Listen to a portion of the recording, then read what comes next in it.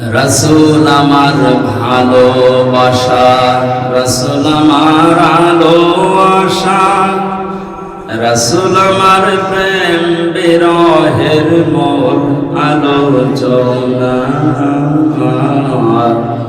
রসুল আমার কাজে কর্মের অনুপ্রেরণা। আলহামদুলিল্লাহ। বাংলাদেশের ঐতিহ্যবাহী জেলা বরিশাল হিজলা থানার অন্তর্গত কাউরিয়া স্কুল অ্যান্ড কলেজ ময়দানে কেরামতিয়া রাবিয়া দাখিল মাদ্রাসার উদ্যোগে ৩৬তম বাৎসরিক ঐতিহাসিক তাফসীরুল কোরআন মাহফিলের স্বনামধন্য সভাপতি, আপনাদের এলাকার সন্তান, বিশিষ্ট রাজনীতিবিদ, সমাজসেবক, বড় ভাই জনাব মোহাম্মদ আলতাফ মাহমুদ দীপু শিকদার, আতালাল্লাহু উমরাহু ওয়া বারাকাল্লাহু ফি হায়াতি, বলেন আমিন। ২০১৯ সালে ওনার বড় ভাই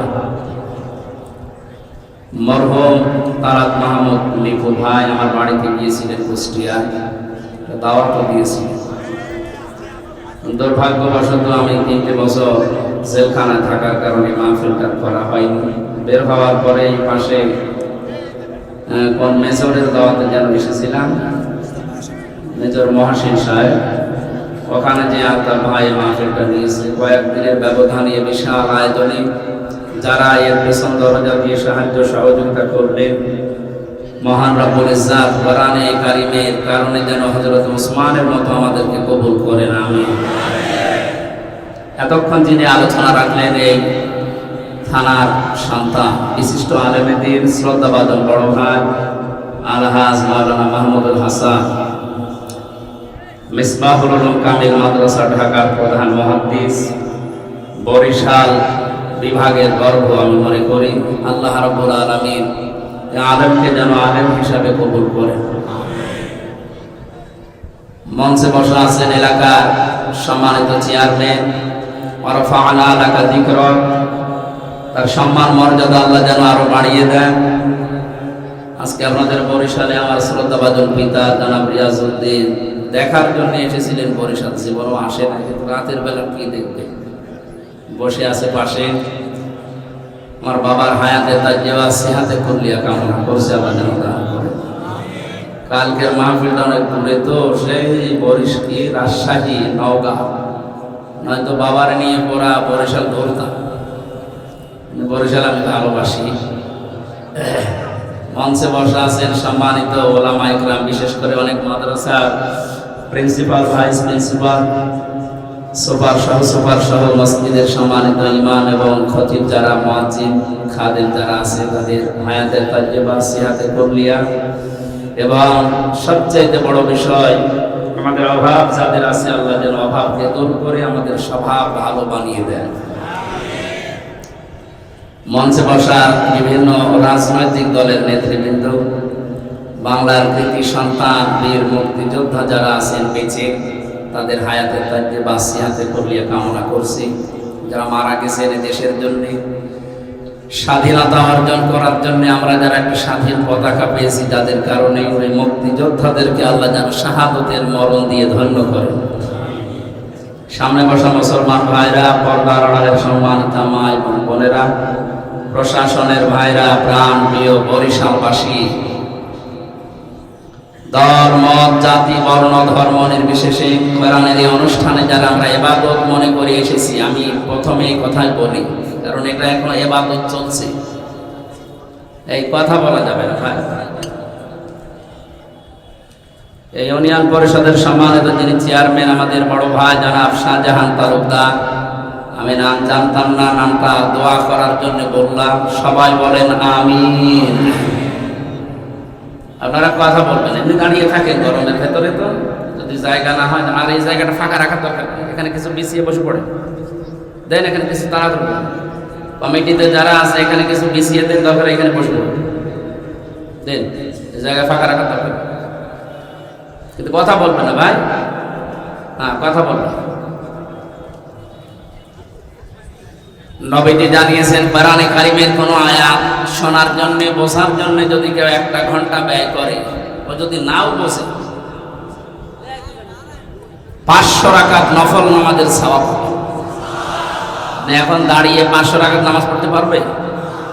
তো কোরআনের ইজ্জতে আল্লাহ এটা আমাদেরকে আজকে দান করে দিয়েছে। যদি আমরা অন্তত স্থির হয়ে থাকি কোরআনের তেলাওয়াত করতে হয়, দুইটা বোঝার জন্য আল্লাহ আমাদেরকে যেন সাহায্য করেন, বলেন আমিন। বিশ্বনবী জানিয়েছেন মান বারাল কোরআনা, যে ব্যক্তি কোরআন পড়ে ফাস্তাযহারাহু, এবং কোরআনকে ইজহার করার চেষ্টা চালায়। এখানে ইজহার শব্দের অর্থে আমি পেয়েছি বিজয় করা। ইজহার মানে প্রকাশ করা, ইজহার মানে দাঁড় করানো, ইজহার মানে কায়েম করা, ইজহার মানে প্রতিষ্ঠিত করা, অনেক অর্থ আছে। কোরআন যে পড়ে এবং কোরআনকে প্রতিষ্ঠিত করার জন্য, বিজয় করার জন্য যারা চেষ্টা চালায়, ফাহাল্লা হালালাহু ওয়া হারামা হারামাহু, এর ভেতরে যত হালাল আছে হালালকে হালাল জেনে মেনে নেন, আর হারামকে হারাম জানার পরে যারা ছেড়ে দেয়, আদখালাহুল্লাহুল জান্নাহ, নবীজি বলেন আল্লাহ তাদেরকে জান্নাতে দিয়ে দিয়েছে। বাড়ি যেয়ে খেয়ে সুবহানাল্লাহ, ফের পেয়েছেন কি বলেছে, এই এখান থেকে তাড়াতাড়ি দিয়ে ওইভাবে নি, ও ভেতরে বাড়ি চলে যান, পরে তাড়াতাড়ি যান।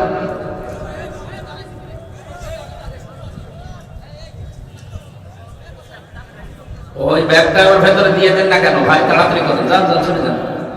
এখানে কি আসবে না, এখানে যাও যাও যাও যাও।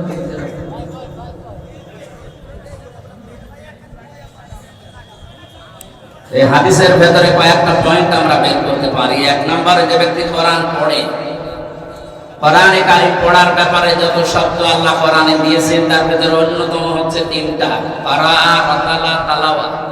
অভিধান দেখবেন এই 3টা শব্দের শাব্দিক অর্থ, পারিভাষিক অর্থ, আবিধানিক অর্থে লেখা আছে। কেউ যদি কোরআন পড়তে চায় তাকে 4টা শর্ত মানা লাগবে। কয়টা? 1 নম্বরে শুদ্ধ করে পড়া, 2 নম্বরে এটা বোঝা, 3 নম্বরে যতটুকু বুঝলেন ততটুকু আমল। তার মানে প্র্যাকটিক্যাল লাইফ এটা সেট করা লাগবে। আপনি পড়েছেন, জেনেছেন, বুঝেছেন অনেক, কিন্তু বাস্তবতায় আপনার কোনো কাজ নেই না, আপনার কোরআন পড়ার শর্ত আদায় হয়। হক যেটা বলা হয় 4টা, তার ভেতরে 3 নম্বর এটা। আজ আমরা যদি এটা সকলে মিলে করতাম, তাহলে এই দেশে আমার মনে হয় কেউ মানে অন্যায় বিচারের সম্মুখীন আমরা হতাম না। আমি যে 3টা বছর জেলে ছিলাম, আমার নিজের অপরাধের কারণে কোরআনে কারিম প্রকাশ করা, প্রচার করা, প্রতিষ্ঠা করা, বিজয় করার জন্য আমি চেষ্টা চালাতাম। সুতরাং আমার নিজেরও দোষ না, আমার বাবারও দোষ না। আপনিও যদি নবীজির ওই হাদিস মেনে চলেন, বাল্লিগু আন্নী ওয়ালাউ আয়া, যদি একটা বাক্য তোমার জানা থাকে ওইটা পৌঁছিয়ে দাও। এটা যে নামাজের মতো ফরজ আমরা অনেকে জানি না। খালি নামাজ পড়লাম, রোজা রাখলাম, হজ করলাম, যাকাত দিয়ে দিলাম, টুপি বাড়ি পাগড়ি রাখলাম, মনে করলাম হয়ে গেল না। কোরআনে যতটুকু জানবে, একটা আয়াত জানা থাকলে ওটা প্রচার করা নামাজের মতো ফরজ। 96% মুসলমানের এই দেশে, 100 জনের 96 জন আমরা মুসলমান। সবার জন্য এই হাদিস না, আমি আমির হামজার একার জন্য বলে নবী বাল্লিগ না দিয়ে বাল্লিগু দিয়েছে। সবাই মিলে প্রচার করবা, আন্নী ওয়ালাউ আয়া। একটা বাক্য যদি কারো জানা থাকে, এই হাদিসের ব্যাখ্যা অনুযায়ী বাস্তবতায় আমরা যেটা বুঝি, আমরা যদি সত্যি সবাই মিলে নামাজের মতো ফরজ মনে করে এটা মানতাম, যতটুকু জানবো প্রচার করব, তাহলে এই দেশে সবাই আমরা অপরাধী হতাম। কেউ তো সাহস পেত না কোরআনে কারিম যারা প্রচার করে তাদের বিরুদ্ধে দাঁড়াতে। আমিও প্রচার করছি, আপনিও প্রচার করেন। আমার জানা আছে সূরা ইখলাস, ওইটাই বলা লাগবে, কুল হুয়াল্লাহু আহাদ। আমার ছোট মেয়েটা 4 বছর বয়স, ওর সূরা ইন্না আতাইনা মুখস্থ আছে, ও ওইটাই প্রচার করা দরকার। যতটুকু ওর যে ফ্রেন্ড সার্কেল আছে, যেখানে এখনো কেবল মনে পড়ে, ওখানে যেন সে বলতে পারে ইন্না আতাইনা কাল কাউসার, আল্লাহ এটা জানিয়েছে। সাহাবায়ে কেরাম এক জায়গায় হলে যখন পৃথক হয়ে যেতেন, তখন তারা একে অপরকে সূরা আসর ওয়াল আসরি এটা শোনাতেন। কেন? অন্যজনের কি মুখস্থ ছিল না? মুখস্থ ছিল, কিন্তু এর ভেতরে গুরুত্বপূর্ণ যে 4টা কথা আছে স্মরণ করিয়ে দিত, যে আপনি যেন দুনিয়াদার হয়ে যাবেন না। এই দুনিয়াদার হয়ে গেলেই আপনি ক্ষতিগ্রস্ত হয়ে যাবেন। ইন্নাল ইনসানা লাফি খুসর, পৃথিবীর সব মানুষ ক্ষতিগ্রস্ত। কত বড় ভয়ঙ্কর কথা আল্লাহ দিয়েছেন বলেন তো। সময়ের কসম দিলেন, ইতিহাসের কসম দিলেন, আসরের নামাজের কসম দিলেন। এগুলো দেওয়ার পরে আল্লাহ বলেন তামাম পৃথিবীর যত মানুষ, এখন মনে করেন 750 কোটির উপরে মানুষ, আল্লাহর ভাষায় সবাই ক্ষতিগ্রস্ত। সবাই কি? সবাই ক্ষতিগ্রস্ত।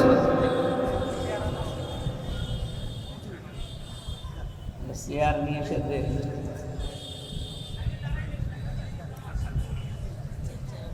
সুবহানাল্লাহ ওয়ালহামদুলিল্লাহ লা ইলাহা ইল্লাল্লাহ সুবহানাল্লাহ আলহামদুলিল্লাহ লা ইলাহা ইল্লাল্লাহ।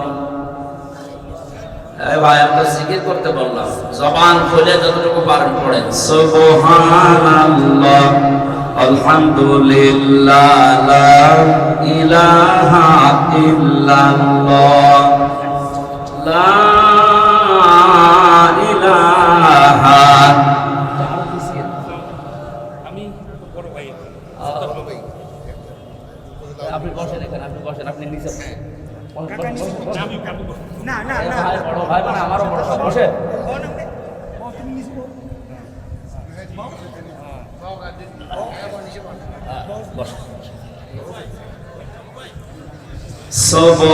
সুবহানাল্লাহ আলহামদুলিল্লাহ লা ইলাহা ইল্লাল্লাহ লা ইলাহা ইল্লাল্লাহ মুহাম্মাদুর রাসূলুল্লাহ। সম্মানিত ভাইরা, আসলে যিনি মারা গেছেন তালাত মাহমুদ লিপু ভাই, তার ওই যে কুষ্টিয়ায় যাওয়া আসা এবং যে কাগজ মিনতি, আমার বাবার চাইতে বড় মানুষ, অথচ উনি যেভাবে করছিলেন, মাহফিলটা না হওয়ার কারণে এই 4 বছর পরে হলো আমি এসেছি। তার জন্য আসলে মূলত দোয়া করার জন্য। এই প্রচন্ড গরমে এখন এই অনুষ্ঠানগুলো এখন করা ঠিক না। মানুষ মানে হার্ট অ্যাটাক করছে এই গরমে। এতগুলো মানুষ এক জায়গায় কিছু হয়ে গেলে জবাব দিতে হবে। এই জন্য আমরা খুব বেশি সময় চালাবো না। যে আয়াতগুলো পড়েছি তাফসীরুল কোরআন মাহফিল লিখেছেন, তাফসীর আকারে আমরা কথা বলার চেষ্টা করবো ইনশাআল্লাহ। সর্বশেষ আমরা ওনার জন্য দোয়া করবো ইনশাআল্লাহ। হাদিসের ব্যাখ্যায় বলছিলাম, যতটুকু জানবেন ওইটা প্রচার করা নামাজের মতো ফরজ। নামাজের মতো কি? এই দায়িত্বটা সবাই মিলে যদি নিতাম তাহলে কোরআনে কারিম আরো অনেক উপরে চলে যেত। যে যতটুকু জানবে, তার নামাজ পড়া যেমন ফরজ মনে করে, রোজা রাখা ফরজ মনে করে, আমি ওইটা প্রচার করব, তাহলে আমরা সবাই তো ওই দলে, বাধা দেবে কি? অথচ আজকের এই অনুষ্ঠানটাও কোরআনে কারিমের হওয়ার কারণে অনেকেই বিভিন্ন কায়দায় বাধা দেওয়ার চেষ্টা চালিয়েছে। এই প্রচার করার দায়িত্ব শুধু দীপু সাহেবের, শুধু হামজা বড় ভাই, যে জানে তারই প্রচার করার দায়িত্ব। আপনি আমার নিয়ে এসেছেন হয়তো দূর থেকে, তাছাড়া আমি যেখানে যাব এটা আমার প্রচার করা, এটা আমার দায়িত্ব। আপনি নিয়ে এসে যে বিশাল ব্যবস্থা করে দিলেন, এই জন্য শুকরিয়া। যারা এর পেছনে ছিলেন তাদেরকে ধন্যবাদ জানাচ্ছি। কোরআনের পেছনে কোনো শ্রম, কোনো সময়, কোনো সম্পদ যদি যায়, কিয়ামতে আল্লাহ এটার হিসাব নেয়। আজকের জন্য যে সময়, যে শ্রম, যে অর্থ আপনার গেল, এই যে যাওয়া আসা, বসা, খাওয়া, এর পেছনে খরচ, কিয়ামতে যখন আল্লাহ জবাব নেবে, তখন এই সময়টা, এই টাকাটা, এই শ্রমটা আল্লাহ বাইরে রেখে তারপরে জবাব দেবে। যেন নবীজি প্রতিদিন প্রায় 100 বারের উপরে দোয়া করতেন, আল্লাহুম্মা ইউহাসাবু হিসাবা ইয়াসিরা, আল্লাহ তুমি আর যাই করো আমার হিসাবটা সহজ করে দিও। এটা যে কত বড় কঠিন জিনিস, আমি কাবা শরীফে যেয়ে দেখলাম 6 চক্করে, যখন 6ষ্ঠ চক্করে মানুষ এই দোয়াটা পড়ছে। এটা যে কত কঠিন বিষয়, আমরা খালি নাম শুনি হিসাব হিসাব। দুদুকে ধরলে আপনি পাগল হয়ে যান। তা তো এখানে ঘোষ মোষ চলে, আল্লাহর দুদুক যেটা, ওটা ঘোষ চলবে? এটা কত কঠিন বিষয়। খলিফাতুল মুসলিমের হযরত ওমর তিনি দেখিয়েছেন। একটু খেয়াল করে শুনবেন ভাই, আমি শিক্ষামূলক কথা বলি, আজে বাজে কথা বলি না। স্টপ হয়ে যাক, যেহেতু গরম পড়ছে, খুব বেশি তীব্র গরম পড়ছে, আমরা খুব অল্প সময়ে আয়াতের ভেতর থেকে শিক্ষা বের করবো ইনশাআল্লাহ। হযরত ওমর তার সন্তান আব্দুল্লাহ রাদিয়াল্লাহু তাআলা আনহু, ছোট মানুষ, তাকে দিলেন ভর্তি করে মাদ্রাসায়। হযরত আলী ওই সময় প্রধান বিচারপতি ওই দেশে, তার সন্তান হযরত হুসাইন রাদিয়াল্লাহু তাআলা আনহু তিনিও পড়েন ওখানে। উপর থেকে শুধু কলম ফেলে দিচ্ছে, বলে আব্দুল্লাহ তুলে দাও। একবার, দুইবার, তিনবার তুলে দেওয়ার পরে বললেন, কি বারবার কলম ফেলে দেওয়া, তুলে দিতে বলো মানে কি চাকর তোমার খাদেম? হযরত হুসাইন রাগ করে বলে ফেললেন, তুমি শুধু খাদেম না, চাকর না, তুমি খাদেমের বাচ্চা, খাদেম। ওই সময় হযরত ওমর ছিলেন প্রধান মন্ত্রী, প্রেসিডেন্ট, যাই বলেন, এত বড় পাওয়ার তার ছেলেকে শুধু খাদেম না, খাদেমের বাচ্চা, চাকরের বাচ্চা বলে গালি দেওয়া, এটা কোন মেম্বারের ছেলেকে গালি দিয়ে দেখেন? সঙ্গে সঙ্গে বাড়িতে গিয়ে বলে, আব্বা আমি আর মাদ্রাসায় যাব না। কেন? আমাকে অপমান করেছে সবার সামনে, আমাকে খাদেমের বাচ্চা বলে গালি দিয়েছে। তুমি যদি বিচার না করো, সত্যি আমি আর পড়বো না। হযরত ওমর জ্ঞানী ছিলেন, বিচক্ষণ ছিলেন। কথা শোনার পরে তিনিও চিন্তা করলেন, ঠিক আছে, বিচার আমি করবো। জুমার দিন মসজিদে নববীতে জুমার নামাজে তিনি ইমামতি করার আগে খুতবা দিচ্ছিলেন। বায়ানের ভেতরে বললেন, এখানে হুসাইন আছে? বলে, হ্যাঁ, সামনে আসো। তুমি আমার সন্তান আব্দুল্লাহকে গালি দিয়েছো? হ্যাঁ দিয়েছি। কেন দিলে কথা? হযরত হুসাইন বলে, খলিফা বুকে হাত দিয়ে বলেন তো, আপনি কি আমার নানার খাদেম ছিলেন না? হযরত ওমর কেঁদে ফেললেন, ডাক দিয়ে বলে, হুসাইন আমি তো এভাবে চিন্তা করি নাই, আমি তো এই কারণেই বলেছি যে আপনি খাদেমের বাচ্চা, খাদেম। আপনি যদি আমার নানার খাদেম হয়ে থাকেন, আপনার ছেলে কি? ইমাম হোসাইন কথা বলার পরে হযরত ওমর বলে, বাবারে এই কথাটা তুমি কি লিখে দিতে পারবা দলিল হিসাবে? ছোট মানুষ তো, একবারই বলেছে নিয়ে আসেন লিখি। খেজুরের পাতা নিয়ে এসেছে ওই সময়, উনি লিখে দিয়েছে, এ ওমর আমার নানার খাদেম ছিল, আমি দেখেছি। এটি হোসাইন ইবনে আলী, সই করে দিলাম। কাগজটা হাতে নিয়ে হযরত ওমর চুমা খেলেন, ডাক দিয়ে বলেন, নবীর সাহাবীরা, বিচার হয়ে গেছে।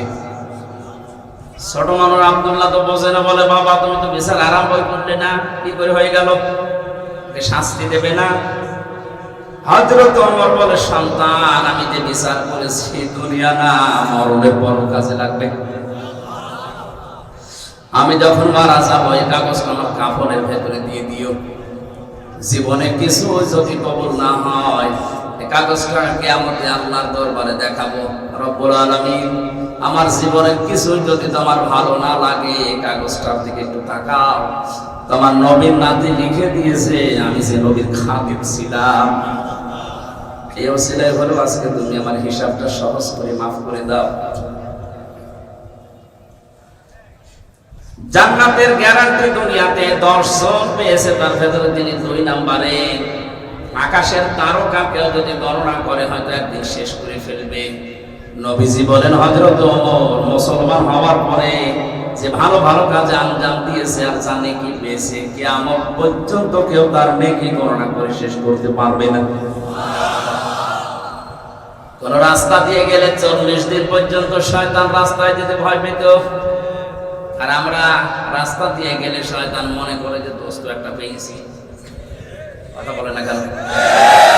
এমনও মানুষ রাস্তায় হেঁটে যায়, বোঝাও যায় না এ মানুষ না খাম্বা। নাকের ভেতরে তার দেয়, কানের ভেতরে দেয়, মাথার ভেতরে দেয়, বিভিন্ন জায়গায় তার দিয়ে শুধু লাফায়। শয়তান বলে, আল্লাহ আমি আর শয়তানি করবো কোথায়, কিন্তু আমার বড় ভাই। অথচ উনি রাস্তা দিয়ে গেলে 40 দিন ভয়ে শয়তান পর্যন্ত রাস্তায় আসতো না। কোন পর্যায়ের মানুষ বলে? উনি যদি হিসাব নিয়ে চিন্তা ভাবনায় থাকে, আমাদের কত উপরে চিন্তা করা দরকার বলেন?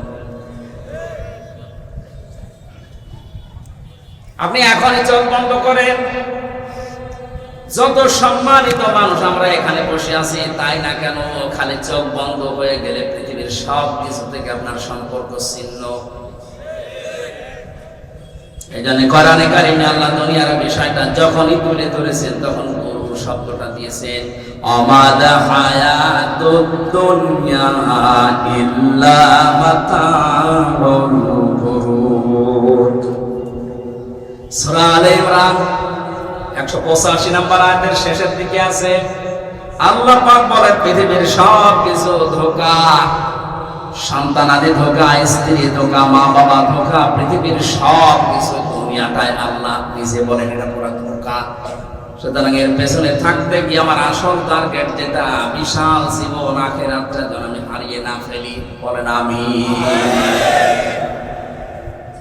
এর আগের যে শব্দগুলো খুব চিন্তা ভাবনার জন্য আল্লাহ দিয়েছেন, কুল্লু নাফসিন যায়িকাতুল মাউত ওয়া ইন্নামা তুওয়াফাউনা উজুরাকুম ইয়াওমাল কিয়ামাহ ফামান যুহজিহা আনিন নার ওয়া উদখিলাল জান্নাতা ফাকাদ ফাজ।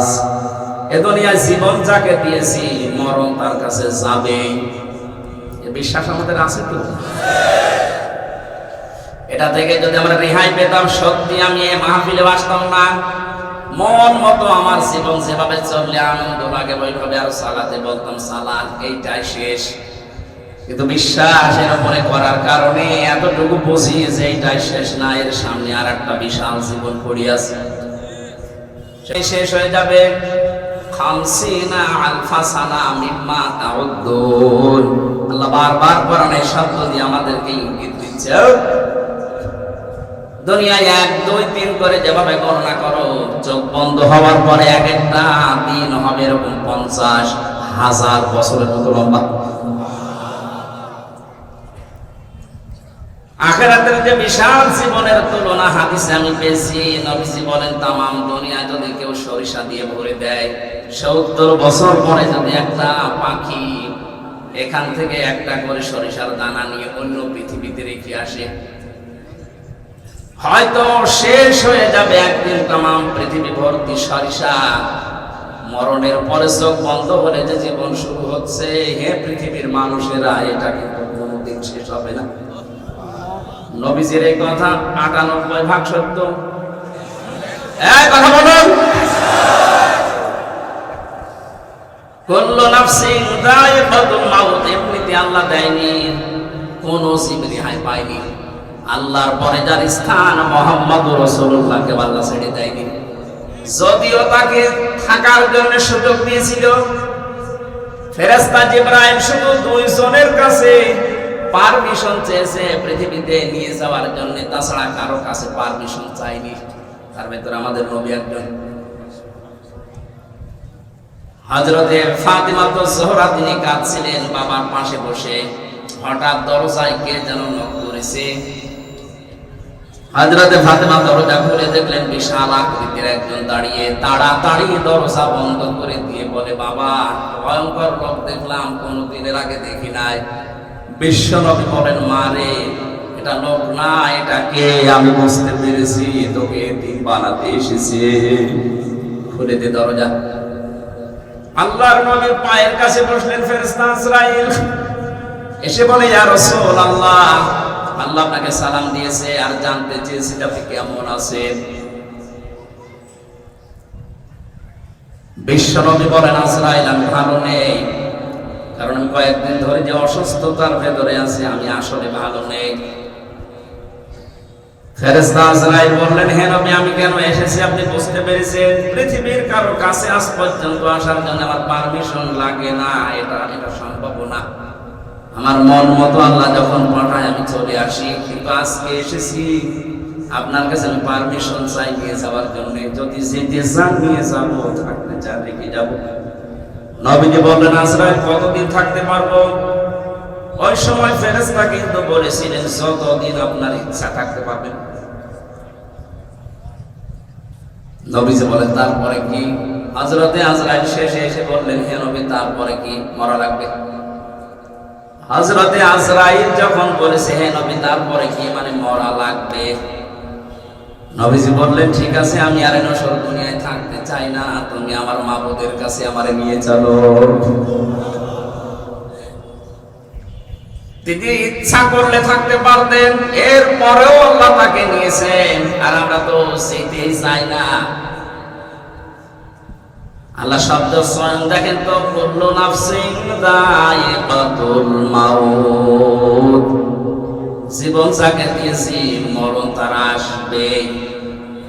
ওয়া ইন্নামা তুওয়াফাউনা উজুরাকুম ইয়াওমাল কিয়ামাহ, কিয়ামত আল্লাহ এমনিতে বানাবেন না, বানিয়েছেন এই কারণে পৃথিবীর জমিনে যে যতটুকু করেছে তার উজরত, তার পারিশ্রমিক, তার পাওনা আল্লাহ ওই পরিমাণে ফিরিয়ে দেবে।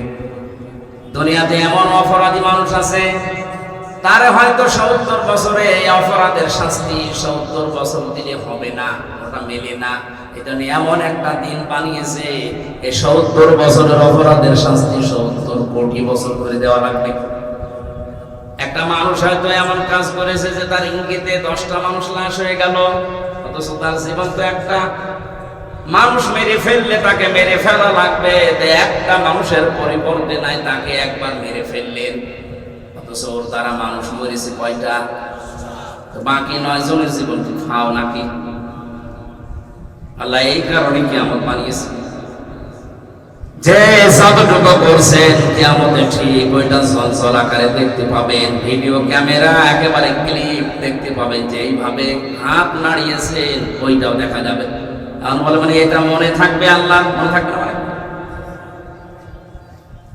মানুষের তৈরি করা এই ভিডিও ক্যামেরা যদি 50 বছর পরে আমি এভাবে হাত নাড়িয়েছি এটা দেখা যায়, আল্লাহর চাইতে স্পেশাল ক্যামেরা থাকা সম্ভব না। আমার তো মনে হয় আজকের এই ভাগটা যদি দুনিয়ার মানুষ আমরা বিশ্বাস করতাম, এদেশে চুরি হওয়া সম্ভব না। চুরি মানুষ মনে করে কি করে যে মালিক আমাকে দেখছে না, তো উনি যদি না দেখে আরেকজন তো মালিক আছে, ওনার মালিকের পাহারাদার 2 জন তো বসে আছে আমার 2 কাঁধে, অন্তত 24 ঘন্টাও তো লিখছে, কথা বলে না কেন?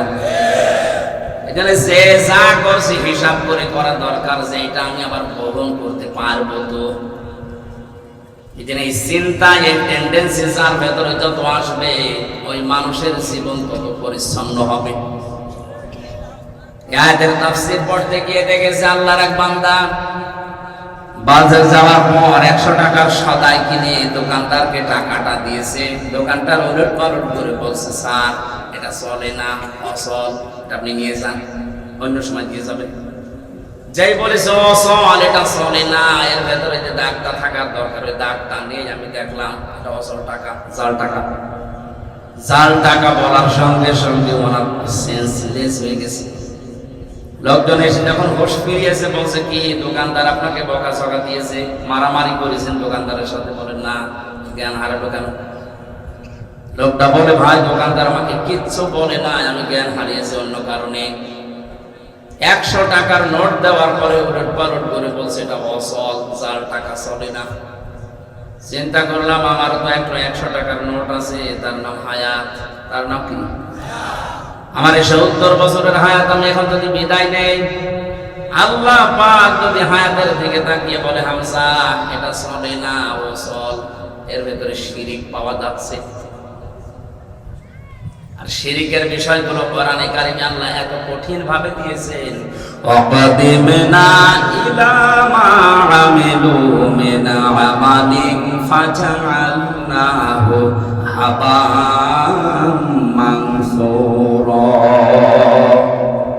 সূরা ফুরকান 19 নাম্বার পারার 1 নাম্বার পৃষ্ঠার 3 নাম্বার লাইনের 22-23 নাম্বার আয়াতে আছে আল্লাহ পাক বলেন শিরিক মিশ্রিত কিছু যদি ধরে 100 বছরের জীবনেও দেখতে পাই, ওটা ধরে কোনার মতো তোর মুখের উপরে ফেলে দেব। বলেন নাউজুবিল্লাহ।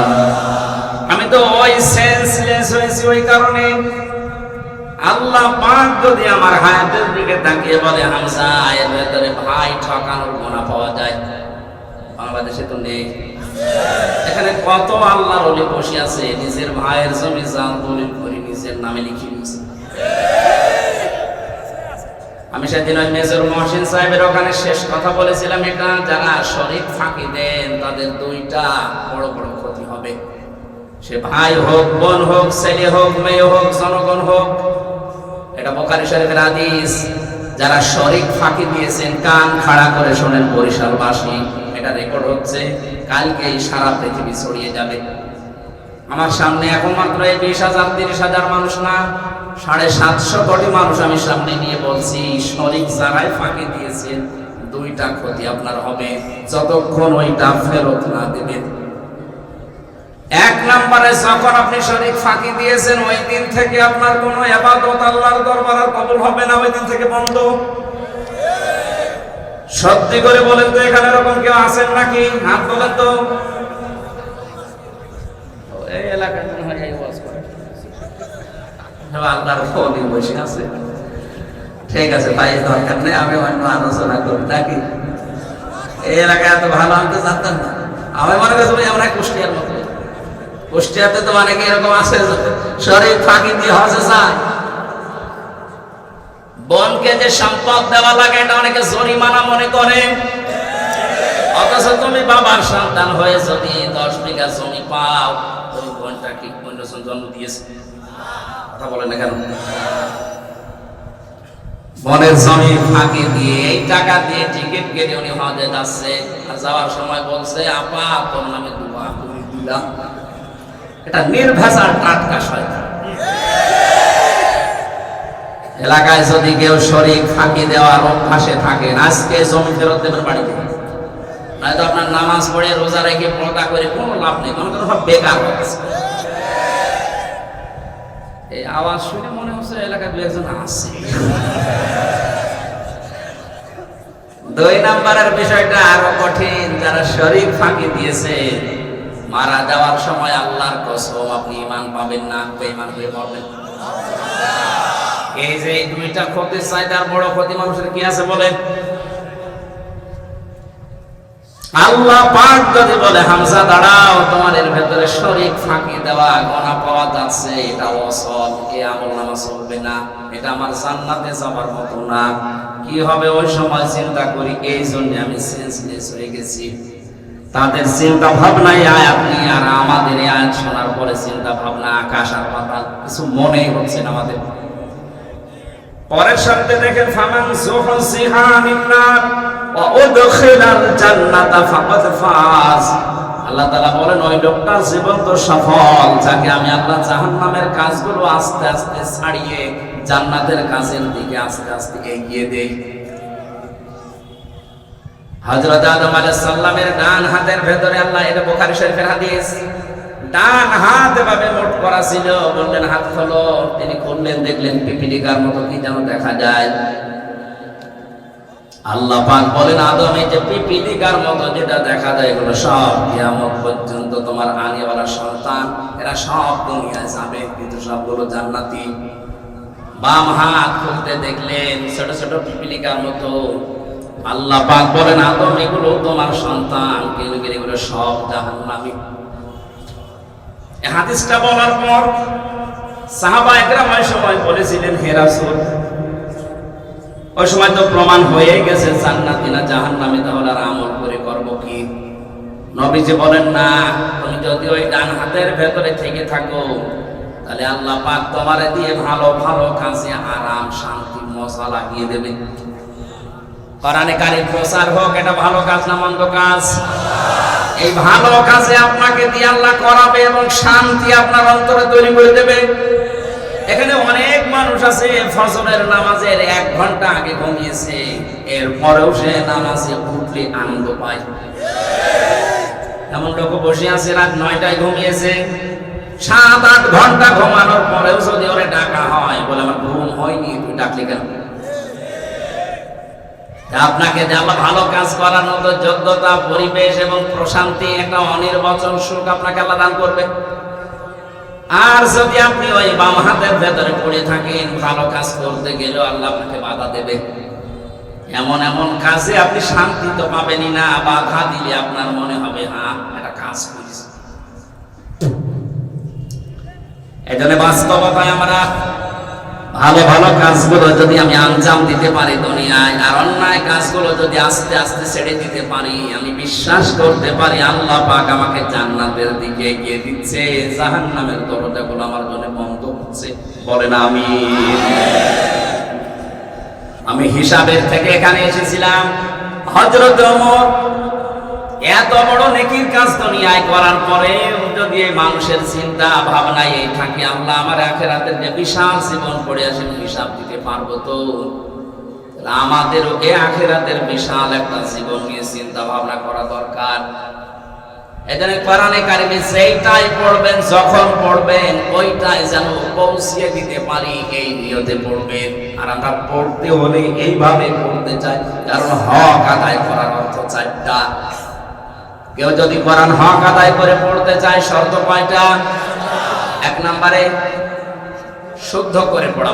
বলেন আজকে থেকে টার্গেট নিয়ে যাবেন, যতদিন আজরাইল না আসে, আমার বাবাকে সহ বলছি, আজরাইল যতদিন না আসে অন্তত কোরআন শুদ্ধ করে পড়ার আগে আমি পড়তে চাই না।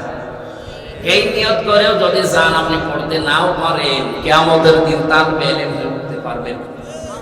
আর তালেবে ইলম হয়ে কেউ যদি উঠতে পারে, তার জীবনের কোনো হিসাব নেই, বিনা হিসাবে আল্লাহ জান্নাত দিয়ে দেবে। তালেবে ইলমের এত দাম, তালেবে ইলম শুধু 5 বছর 6 বছর 7 বছরের বাচ্চাই না, কি নিয়ে হতে পারে। আমার বাবার বয়স এখন 60 বছরের উপরে, উনিও তালেবে ইলম যদি কালকে আলিফ বা তা আসা শুরু করে দেয়, হয়তো কোরআন শরীফ শিখতে পারলো না, কিন্তু মরে গেছে। কিয়ামতে তালেবে ইলমের কাতারে আল্লাহ দাঁড় করিয়ে দেবে। আর ওদের যেহেতু হিসাব নেই, 60 বছরের রিয়াজের কোনো হিসাব নেই। এটা কিসের কারণে? কোরআনের। কিসের কারণে বলেন? তাহলে কোরআনের হক আদায় করার জন্য, শুদ্ধ করে পড়ার জন্য আজকে থেকে চেষ্টা চালাবেন। আর আমি জানি সারা বাংলাদেশের সব চাইতে বরিশাল বিভাগে আল্লাহর কোরআনের মাদ্রাসা, নবীজির ঘর, এটা বেশি। এই এলাকাতে আছে, আপনারা একটা সারি রাখবেন। এই কারণেই হয়তো আল্লাহর রহমত এই এলাকাতে অনেক বেশি, যদিও গরিব মানুষ বেশি, তারপর রহমত আছে। দ্বিতীয় নম্বরে কোন কোরআন শরীফ পড়লেই হচ্ছে না, এটা বোঝার জন্য চেষ্টা চালাতে হবে আমাদের। আজ বোঝার মতো পরিবেশগুলো আমাদের দেশে নেই। এটা সৌদি আরবে কিছুদিন আগে আমি আসলাম, মসজিদে নববীতে ওই বাচ্চারা এসেছে মায়ের সাথে, বোনের সাথে, ভাবির সাথে নামাজ আদায় করতে নবীজির ওই মসজিদে। বারান্দায় দেখে খেলা করছে, একজন আর একজনকে ধরতে চায়। মনে করলাম আমার দেশের বাচ্চারা তো একজন আর একজনকে ধরার সময় গালি দেয়। কি দেয়? কথা বলেন না কেন? খেলা খেলার সময় গালি দেয়। দেখি এরা কি বলে, কান পেতে শুনে দেখি না, একজন আর একজনকে ধরার সময় গালি দিচ্ছে না। যখন ধরে ফেলে তখন বলছে সুবহানাল্লাহ, যখন ধরে তখন বলে আলহামদুলিল্লাহ, ধরে ফিরেছি। আর আমার দেশে তো ধরতে না পারে, মা তুমি গালি দেয়। এদের কোরআনে কারিমের জন্মের পরে হাতে কোরআন তুলে দেয়, আর আমাদের বুড়ো বয়সে দিতে চাই না আমরা। এটা বোঝার পরিবেশ তৈরি করা দরকার আমাদের। আল্লাহর কসম, কোরআনে কারীম যদি একবার আপনি গোড়া থেকে শেষ পর্যন্ত শুধু বাংলা অর্থটাও একটু বুঝে বুঝে একবার পড়তে পারেন, আমি যতটুকু জানি আপনাকে দিয়ে শিরিক বেদাত কেউ করতে পারবে না। একবার পড়ে দেখেন, যেই বলবে আপনার অমুক আয়াতের বাংলা মনে পড়ে যাবে না, এটা তো শিরিক, এটা তো বেদাত, আমি মানি না, কারণ কোরআনের উপর তার কিছু নেই। এই জন্যে পৃথিবীর কোন ইবাদত করার আগে বিসমিল্লাহ আউযুবিল্লাহ পড়া লাগবে, আমি পাইনি। কিন্তু কোরআন পড়ার আগে আউযুবিল্লাহ পড়তেই হবে, মাস্ট বি, না পড়লে গুনাহ হবে। ফাইদা ক্বারাআতাল কুরআনা ফাসতাঈদ বিল্লাহি মিনাশ শাইতানির রাজীম। আল্লাহ পাক বলেন, যখন কোরআন পড়তে আরম্ভ করবা, আমি আল্লাহর কাছে শয়তান থেকে আশ্রয় চাও। আয়াতের তাফসীর পড়তে গিয়ে দেখলাম, কেন নামাজ পড়ার আগে আউযুবিল্লাহ না পড়লে নামাজ হবে না? রোজা রাখার আগে আপনি আউযুবিল্লাহ পড়েননি, রোজা হবে না? কোনো অসুবিধা নেই। হজ করার আগে আউযুবিল্লাহ পড়েননি, আপনার হজ হবে না, এমন কথা আমি পাইনি, কেউ পাবেন না। কোরআন পড়তে গেলে আপনাকে আউযুবিল্লাহ মাস্ট বি পড়ায় লাগবে। কেন? কারণ আল্লাহ জানে পৃথিবীর কোন ইবাদতে আমার বান্দা বান্দীদের শয়তান এত ধোঁকা দেবে না, কোরআনের কাছে আসলে যত ধোঁকা দেবে। আল্লাহ ভালো করে জানেন। এটা যদি আমার বান্দারা ভালো করে জানতে পারে, এটা যদি বুঝতে পারে, তাহলে শয়তান শয়তানি করার জায়গা পাবে না। এক কথা বলছেন। এই জন্য এইটা বোঝার জন্য চেষ্টা চালানো দরকার। আমাদের জননী শেখ হাসিনা থেকে শুরু করে যারা দায়িত্বে আছে, আহ্বান জানাবো 1 থেকে মাস্টার্স পর্যন্ত আমাদের 100 মার্কের কোরআন বোঝার ব্যবস্থা করে দিন। শিক্ষা ব্যবস্থায় যদি থাকে আপনার ছেলে আর যাই করুক না কেন, মারা গেলে সে হামজাকে নিয়ে আসা লাগবে না। আপনার একটি দীপুই নিজেই কোরআনে কারিম দিয়ে হাদিস দিয়ে জানাজা পড়িয়ে আপনাকে কবরে রাখতে পারবে। উনি তো বাংলা শিক্ষিত মানুষ। 100 মার্কের যদি 1 থেকে মাস্টার্স পর্যন্ত পড়তে পারত, উনি হামজার মতো না বুঝলেও 100 ভাগের 50 ভাগ বুঝতো। আমি আহ্বান জানাবো আজকের এই ময়দান থেকে, আমি সহ যারা আছেন, আমি তো পড়েছি, আমার প্রায় 70-75 বার হয়ে গেছে বাংলাটায় পড়া। যারা এখানে অন্তত আজকে থেকে আগামী বছর যদি আমাকে আল্লাহ বাঁচিয়ে রাখে, আমি কিন্তু প্রশ্ন করবো তো কোরআনে কারিম মাতৃভাষায় একবার হলেও পড়েছেন কিনা। আজকে থেকে আরম্ভ করবেন, 2টা 3টা 4টা আয়াত, খুব বেশি না 3-4 মিনিট লাগবে।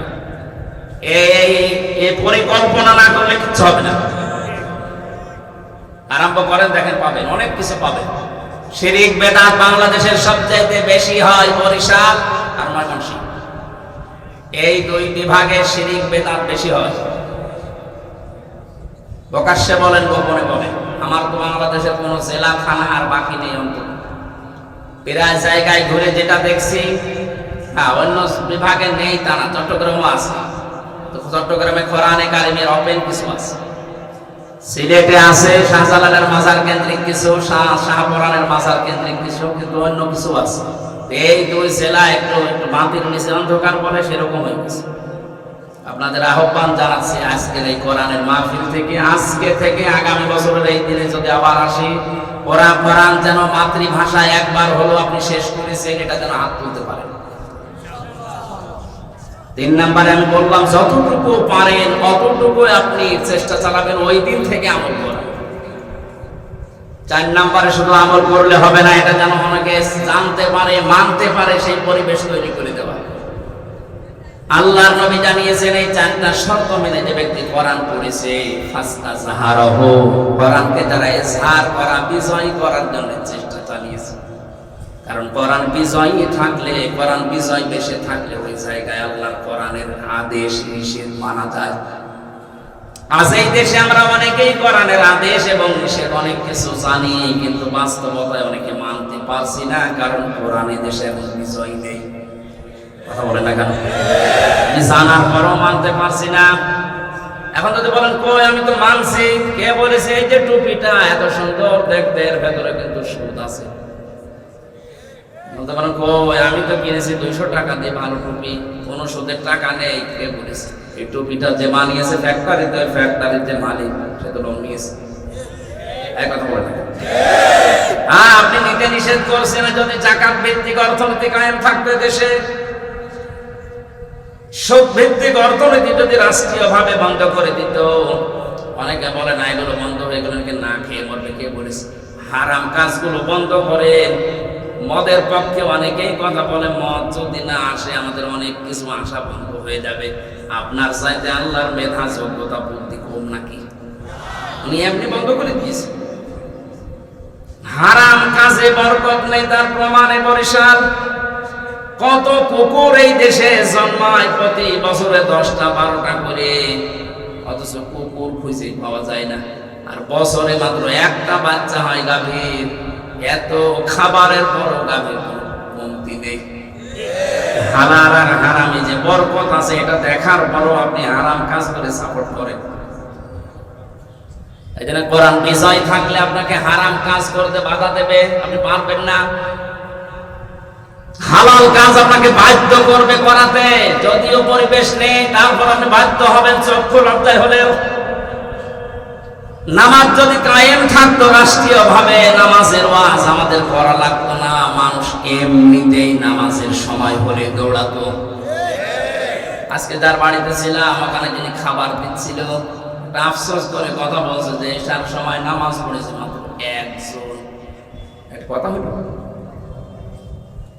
আমি কথাটা শোনার পরেই আমি বলেছি না, শুধু দোষ এলাকার যারা আছে এদেরই না, দোষ আমরা যারা আছি, দায়িত্বে যারা আছি, যারা শিক্ষিত, তাদেরও দোষ আছে। আমার গ্রামের বাড়ি কুষ্টিয়ার হালসা, এবার যে দেখি ওখানে নামাজে ৩-৪ জন। ওই সময় মুয়াজ্জিনকে বললাম, মানুষ ওই বছর নামাজ পড়ে না, নামাজ পড়ে না মানুষ, এটা মানুষের দোষ না, দোষ আমার। কারণ নামাজ যে কি এটা তোরা জানি না। নামাজের ভেতরে একটা আলাদা যে মজা আছে, এটা পাওয়ার জন্য যেগুলো পড়তে হয় এটাই তো জানে না। 2 রাকাত নামাজে 60টার উপরে গুরুত্বপূর্ণ মাসলা লাগে। জিজ্ঞাসা করেন তো কয়জন পারবে? অথচ 13টা ফরজ, 14টা ওয়াজিবের একটাও যদি ছেড়ে যায়, আপনার তো নামাজ হবেই না। সশেজদা না দিলে, জরিমানা না দিলে নামাজ বাতিল, আর ফরজ ছেড়ে গেলে তো নামাজ শেষই। অথচ কত মানুষ আজ 20 বছর 30 বছর নামাজ পড়ছে, নামাজের 13টা ফরজ একটাও জানেন আন্দাজ। এখানে একটা মাদ্রাসা বানিয়ে দিয়েছিলাম যে এখানে অন্তত এলাকার মানুষগুলো যারা এরা কোরআনে কারিমের 8টা 10টা সূরা অর্থ তাফসীর সহ পড়ে বসবে, ও নামাজে তখন 5-6 জন না ওয়াজও করা লাগবে না, আজান হলে দেখবেন 200 মানুষ হাজির হয়ে গেছে। আজকে যিনি বললেন যে একজন মাত্র নামাজ পড়েছে ইমামের পেছনে, ইমাম আর মুয়াজ্জিন আর কেউ নেই, এই 10টা শুধু ওনাদের এই এলাকার 2 জনের না। যারা নামাজে গেল না এরা আসলে নামাজ জানে নাকি? এরা মুসলমান শুধু নামে, আর ওই যে ছোটবেলায় মুসলমানই দিয়েছে এইটাই শেষ। নামাজ না পড়লে যে মানুষ মুসলমান থাকে না, এটা তো অনেকে জানে না। নবীর সাহাবীদেরকে আল্লাহ রাদিয়াল্লাহু তাআলা আনহু এমনি এই শব্দটা দিয়েছেন যে আমি তোমাদের উপর রাজি হয়ে গেলাম। তাদের জীবনের দিকে তাকান তো। হযরত আব্দুল্লাহ আনসারী রাদিয়াল্লাহু তাআলা আনহু মসজিদে সবার পেছনে আসতেন, সবার আগে চলে যেতেন। হযরত ওমর একদিন বললেন, হে নবী, এই লোকটা মুনাফিক। কেন? আপনি তো বলেছেন মসজিদে মুনাফিকরা ঢোকে আর বের হয়, আর বাজারে মুনাফিকরা গেলে আর বের হয় না। এই লোকটা তো আসে সবার পেছনে, যায় সবার আগে। নবীজি বললেন, আন্দাজে ধারণা করা ঠিক না। আন্দাজে নামাজের পরে 4 জন গুরুত্বপূর্ণ সাহাবীকে সাথে নিয়ে গেলেন বাড়িতে, সালাম দিলেন, আসসালামু আলাইকুম ইয়া আহলাল বাইত। 3 বার সালাম দেওয়ার পরে কোনো জবাব আসে না। চিন্তা করেন, আমি নবী, আমি সালাম দেওয়ার পরে তো যত বড় গুরুত্বপূর্ণ কাজ থাকবে উত্তর দেওয়ার কথা, 3 বারে জবাব দেয় না। কি হয়েছে? তিনি চলে যাবেন, হঠাৎ করে দেখেন কাঁপতে কাঁপতে হযরতে আব্দুল্লাহ আনসারী বের হয়ে আসছে। ডাক দিয়ে বলে, আব্দুল্লাহ, তুমি জানো আল্লাহর পরে আমার স্থান, আমি যদি নারাজ হয়ে যাই তোমার জান্নাত হারাম। সালাম দিলাম 3 বার, জবাব দিলে না। হযরতে আব্দুল্লাহ বলে, হে রাসূল, আমি সালামের উত্তর দেইনি কেন? একটু বলি। আল্লাহর নবী বলেন, তোমার বিরুদ্ধে আজকে নালিশ এসেছে ওমরের পক্ষ থেকে, তুমি নাকি সবার পেছনে যাও, সবার আগে তাড়াতাড়ি চলে আসো। এটা তো মুনাফিকের লক্ষণ। হযরতে আব্দুল্লাহ বলে, হে রাসূল, আমি সবার পেছনে যাই একটা কারণে, আমার যতগুলো পোশাক আছে ওই পোশাক দিয়ে নামাজ পড়ার মতো না। একটা পোশাক শুধু নামাজের পোশাক আছে, কিন্তু আমরা স্বামী স্ত্রী 2 জনই একটাই পরে আমরা নামাজ আদায় করতে পারি, বাকি যেটা আছে ওটা নামাজ পড়ার মতো না। এদের ঘরের ভেতরে একটা গর্ত কেটে ওখানে আমার স্ত্রীকে বসিয়ে রাখি নামাজের সময়। আজান হলে জলদি করে আমি মসজিদে চলে যাই, তাড়াতাড়ি ফরজ নামাজ শেষ হয়ে যায়, সালাম ফিরিয়েই তাড়াতাড়ি এসে ওই গর্তের ভেতরে ওই ছোট কাপড় পরা অবস্থায় আমি বসি। কাপড়টা দিয়ে আমার স্ত্রীকে বলি, ফরজ নামাজটা শেষ করে দাও। আজকেও এইটাই করেছিলাম। স্ত্রী আমার নামাজে দাঁড়িয়ে পড়েছে, এমন সময় আপনি এসেছেন। গর্তের ভেতর থেকে আমি তো জবাবও দিতে পারি না, আসতেও পারি না, কি করি? স্ত্রী আপনার গলার আওয়াজ শোনার পরে সর্বশেষ তাড়াতাড়ি করে সালাম ফিরিয়ে আমাকে পোশাকটা দিয়েছে আর ভেতরে সে অবস্থান নিয়েছে। নবীজি কেঁদে ফেললেন, এত কষ্ট করা তোমার দরকার, বাড়িতে পড়তে পারো না। হযরত আব্দুল্লাহ বলে, হে রাসূল, আপনার মুখে আমি শুনেছি কেউ যদি জামাতে হাজির হয়ে নামাজ পড়ে 27 বার নামাজ পড়ার সওয়াব পায়। দুনিয়ার এই ছোট জীবনে আমি এত বড় বিশাল নেকির কাজ ছেড়ে দেবো কোনো কারণে? যদিও পোশাক আশাক আমার নেই। আল্লাহর নবী হঠাৎ করে তাকিয়ে দেখলেন বারান্দার পাশে একটা বাচ্চা বাঁধা শিকল দিয়ে আর দড়ি দিয়ে। মানুষ এখন স্টোভ কেন, ছোট বাচ্চাকে বেঁধে রেখেছে শিকল দিয়ে। সাহাবী বলে, হে রাসূল, আমি তো কর্মজীবনের জন্য বাইরে চলে যাই, স্ত্রী তো বসে থাকে ওর ভেতরে, অধিকাংশ সময় বাইরে আসতে পারে না।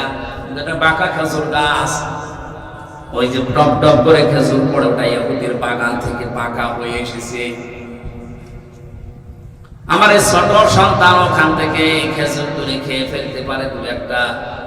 আপনার মুখে আমি শুনেছিলাম ইয়াদখুলুল জান্নাতা জাসাদুন হুসিয়া বিল হারাম, কোন সময় জান্নাতে যাবে না ওই শরীর যেটা হারাম দিয়ে লালিত পালিত হয়।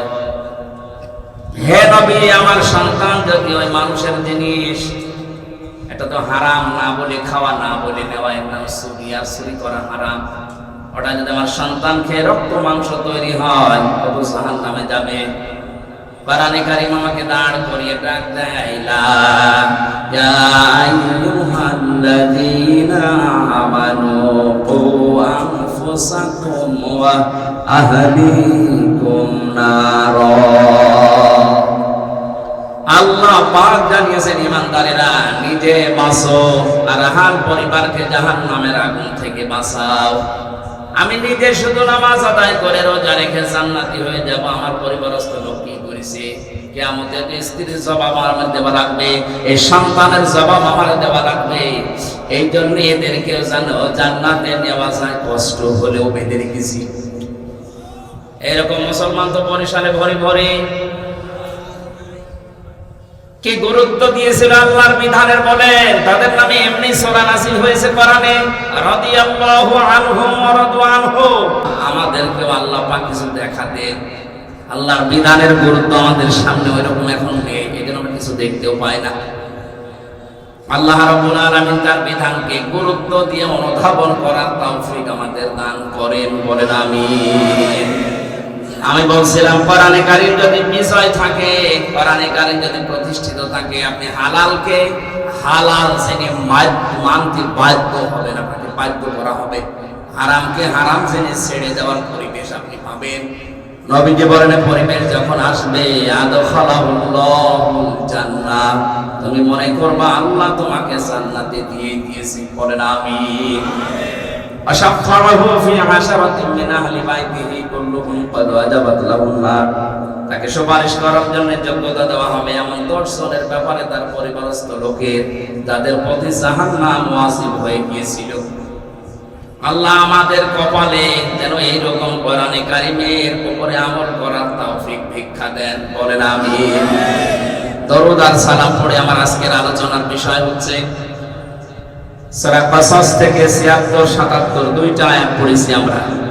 যেহেতু বাস্তবতার সাথে দুইটা আয়াতের খুব মিল আছে, এই জন্য আমি আয়াত থেকে কথা বলার জন্য দুইটা আয়াত তেলাওয়াত করলাম। সূরা কাসাস ক্লাস আকারে কথা বলবো, থাকবেন তো আধা ঘন্টা মতো? কষ্ট হচ্ছে, আমরা দেখতে পাচ্ছি আমাদের উপরে ফ্যান ঘুরছে আর আপনাদের উপরে কিছু নেই। এত ফ্যান পাবে কোথায়? এরা খোলা আকাশ, পুরা বাতাস মাথা চলছে।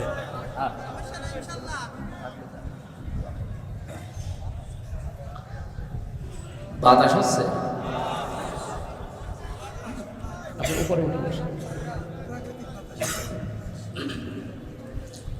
সূরা কাসাস থেকে আজকের তাফসীর হবে, সূরা কাসাস থেকে। কোন সূরা? 88টা আয়াত আছে। এত আয়াত তাফসীর করতে গেলে তো অনেক সময় লাগবে, প্রায় 8টা ভাগ আছে এই সূরার ভিতরে। আমরা একটা ভাগের কিছু ইঙ্গিত দেব। ৭৬, ৭৭ দুইটা আয়াত পড়েছি। রুকু আছে 9টা।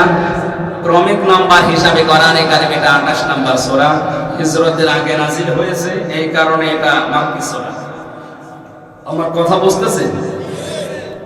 বিশ্বনবী মক্কা থেকে মদিনায় যখন হিজরত করবেন, ওই সময়ে জহফা নামক জায়গায় একবারে এই সূরাটা নাযিল হয়।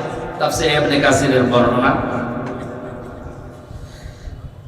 বিশ্বনবী একবারে যে সূরাগুলো পেয়েছেন তার ভিতরে সূরা কাসাস 88টা আয়াত, 8টা ভাগে বিভক্ত আছে। আমরা একটা ভাগের শুধু ইঙ্গিতটা দিচ্ছি, একটু ভালো করে খেয়াল করে শুনবেন। কোরআন শুনতে হলে অ্যাক্টিভ হওয়া লাগে। নবীজি যখন বিদায় নেওয়ার জন্য জোহফা নামক স্থানে গেলেন, তিনি এমনি এমনি জানতেন। এর আগে তাকে 3 বছর পর্যন্ত কারাগারে, বিশেষ করে শিয়াবে আবি তালিবের ভেতরে অবস্থান নিতে হয়েছিল। তার সাথে যারা ছিল, যদিও তারা কাফের, তারপরেও তাদেরকে পর্যন্ত এই যন্ত্রণা সহ্য করতে হয়েছিল নবীজির আত্মীয় এবং সমর্থক হওয়ার কারণে। যেমন আবু তালিব, আল্লাহর নবীর চাচা, মুসলমান না, শুধু রক্তের সম্পর্ক আছে, এই কারণে তাকে কষ্ট দিয়েছে।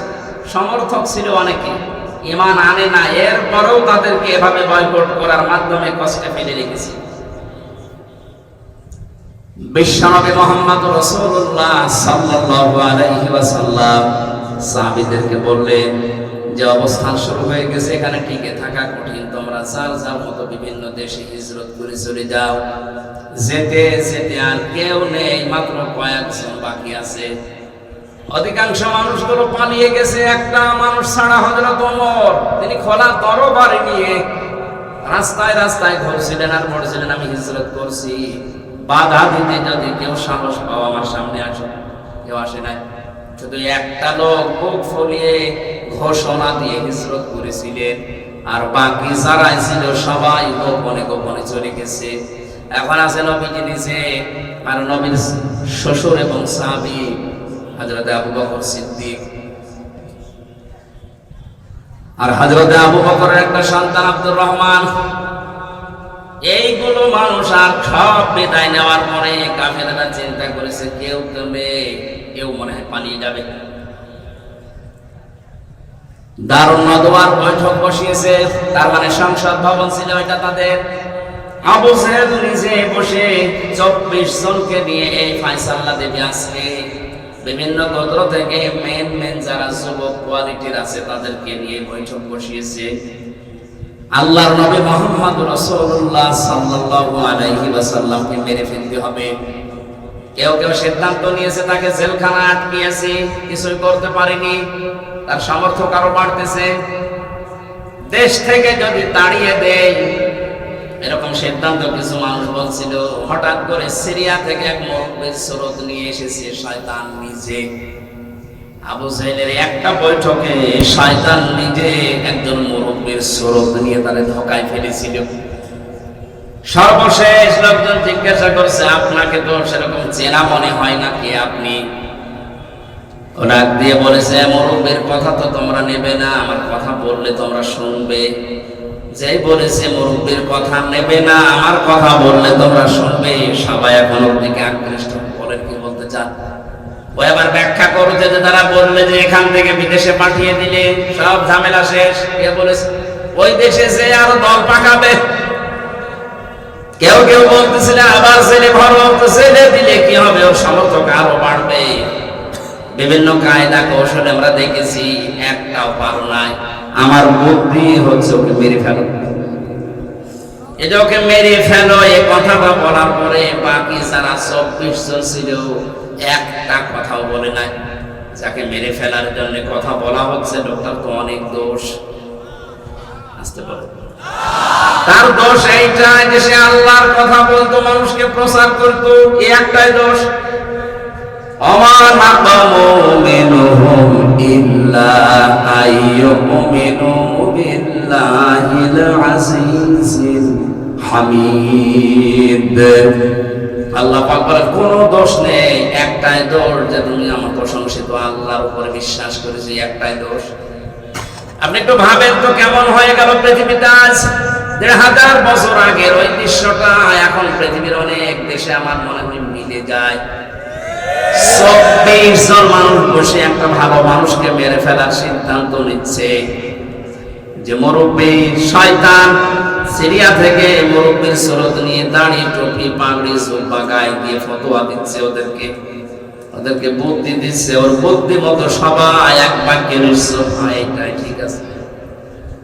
কি বলে আপনার বিবেক? একটা মানুষ ওই জায়গায় ছিল না সে কথার প্রতিবাদ করার। আমার তো মনে হচ্ছে পৃথিবীর অনেক দেশ এখন এমনই হয়ে গেছে, বিনা কারণে একজন মানুষকে আপনি বিপদে ফেলবেন, মেরে ফেলবেন। হাজার হাজার লক্ষ লক্ষ মানুষ আছে নিশ্চয়, কিচ্ছু বলে না। কেমন হয়ে গেল দেশটা?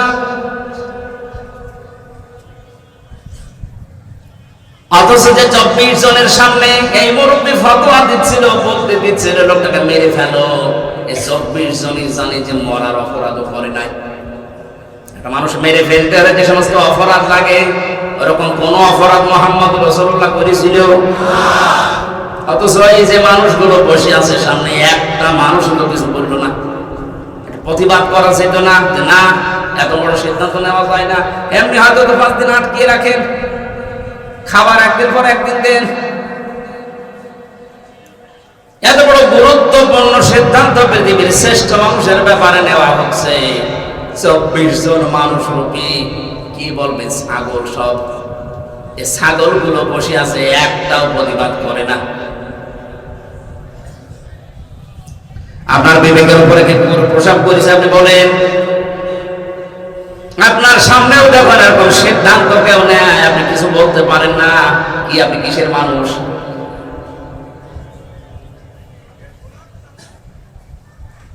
ওরা এক এক বংশ থেকে এক একজনকে সিলেক্ট করে পাঠিয়েছে, যেন কেউ মেরে ফেললে অন্য কারো উপরে দোষ না যায়, কারো রাগ না হয়। এই যুবকগুলো যে 24 জন নবীজির বাড়ির চারিদিকে দাঁড়িয়ে আছে, কারণ মেরে ফেলতে পারলে 100 তোলা নোট পাওয়া যাবে, মনে করেন 100 কোটি টাকা। সবাই খোলা তরবারি নিয়ে, নবীজির সাথে কেউ নেই। আবু বকর আছে অনেক দূরে, বাড়িতে শুধু হযরতে আলী তার নিজের জামাইটা।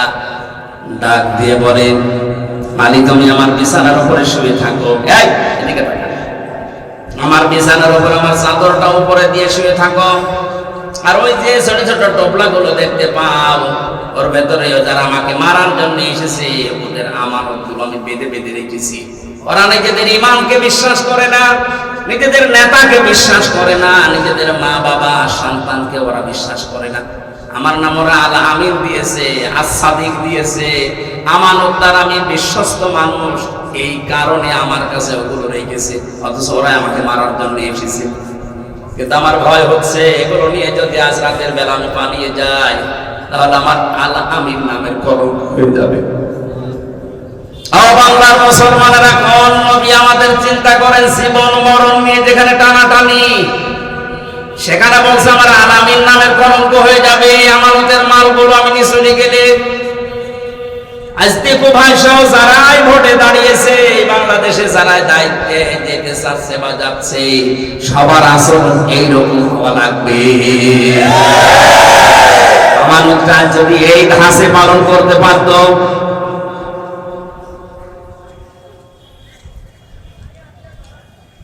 হযরতে আলী বলেন, আমার মাথার উপরে যখন চাদরটা নবীজি দিয়ে দিলেন, সামনের দিকে আমি শুধু ধরে এসেছি আর পা দিয়ে শুধু চাপ দিয়ে আছি।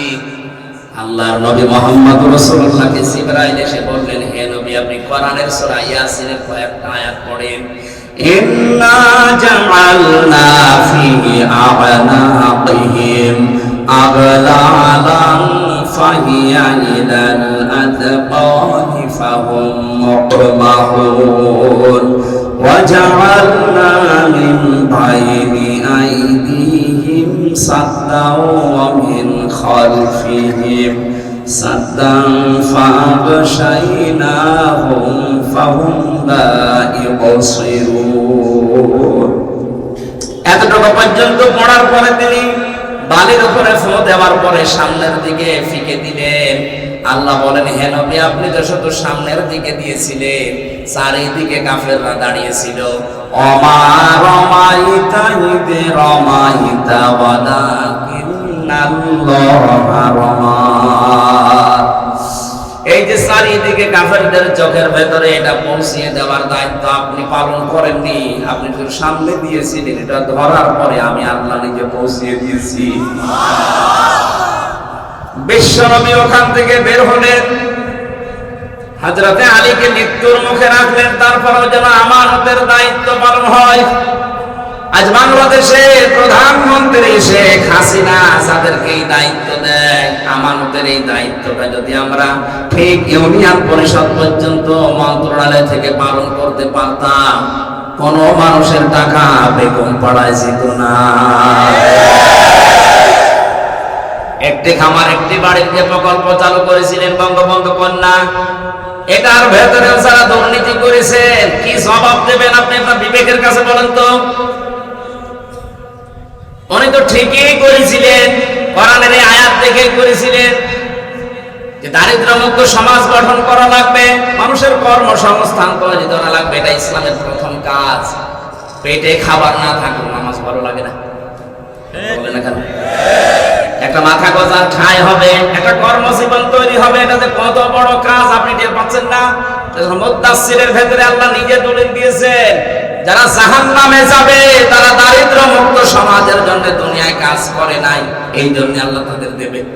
প্রধানমন্ত্রী তো এইটা অন্তত চেয়েছিলেন যে দারিদ্র্যমুক্ত বাংলাদেশ গঠন হবে, হাত পেতে খাবো কয় বছর আর। এইটার জন্য ওনাকে আমরা ধন্যবাদ জানাচ্ছি যে দারিদ্র্যমুক্ত সমাজের জন্য নিজে উদ্যোগ নিয়েছিলেন। হ্যাঁ, আজ মানুষগুলো আমানতের দায়িত্ব পালন করেননি, তারা ধরা খাবেন কিয়ামতে। আপনার ওই টাকা দিয়ে বেগম পাড়ায় বাড়ি না বানিয়ে বাংলাদেশে একটা কর্মসংস্থান তৈরি করা যায়নি 10 জনের? আপনি কি করবেন ওখানে যে?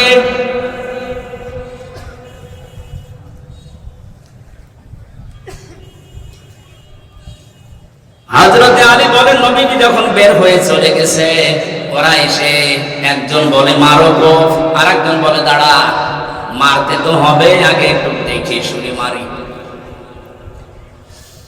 হযরত আলী রাদিয়াল্লাহু তাআলা আনহু বলেন আমি কথাগুলো সব শুনতে পাচ্ছিলাম, আমি তো যে চাদর হাত দিয়ে সামনে করে মোট করে রেখেছি, ওরা বারবার ধস্তাধস্তি করে, কিন্তু আমি চাদর ছাড়ি না।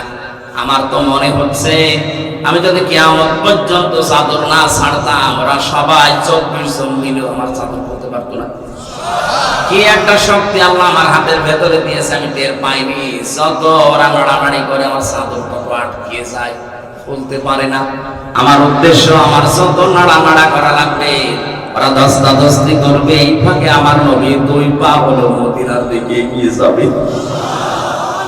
আল্লাহর নবীর জীবনকে নিরাপদ করার জন্য, বিশ্ব নবীকে এগিয়ে দেওয়ার জন্য, শান্তি স্বস্তি নিরাপত্তা দেওয়ার জন্য তাদের নিজের জীবন মৃত্যুর মুখের ভেতরে রাখার পরেও ধস্তাধস্তি করছে। তখন কোপ লেগে যায় পরিবার, সে চিন্তা নেই, চিন্তা একটাই যে আমার জীবন শেষ হয়ে গেলেও যা, বিশ্ব নবী মুহাম্মদ রাসূলুল্লাহ যেন 2 পা এগিয়ে যায়।